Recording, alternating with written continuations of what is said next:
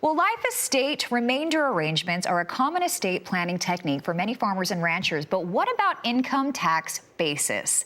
Joining us now for today's Rural Money segment is Roger McEowen with the Washburn University School of Law. Thanks so much for joining us, Roger. So what is a main reason for naming one person to receive the income and or use of the property until death, and then naming another person to receive ultimate ownership of the property? Why the separation there? Well, Christina, they're often used for estate planning purposes and sometimes estate tax planning purposes.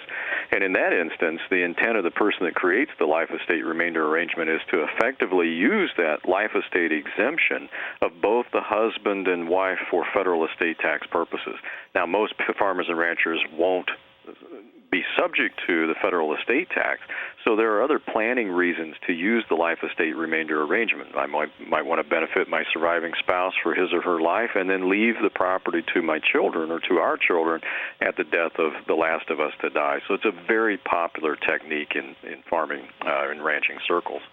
What is the income tax basis of property when the various rights are not owned by the same people? What happens? Yeah, it gets a little bit more complex here. Of course, most people are very familiar with the rule that says that you get a fair market value income tax basis in property that you receive from a decedent. So if grandfather dies and leaves you the farm or the ranch, you're going to get a stepped-up basis in that ranch land to the value of the property at the time grandfather died. That's different than if he would gift it to you. You'd get his basis. And if he's held it for many, many years, you're going to get his very low income tax basis dating back years ago.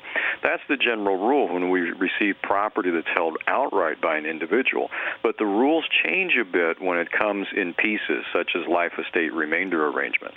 Okay. What about the uniform basis rule? How does that work? Yeah, that's the rule that comes into play when we have life estate remainder arrangement. So if I've got a father that leaves property to his son as a remainder holder, but the wife, the surviving wife, gets the income from the property for her life until she dies, and let's say at the time dad dies, the property is worth $200, but at the time mom dies, now it's worth $500, or if we put zeros on this, say $200,000 and $500,000, the son is going to get an income tax basis equal to what the value of the property was at the time dad died. It won't step up again when mom dies because it wasn't included in her estate for tax purposes. So that's what we call the uniform basis rule. It's uniform, and that result makes sense when you consider that the value of that life estate interest is excluded from mom's estate.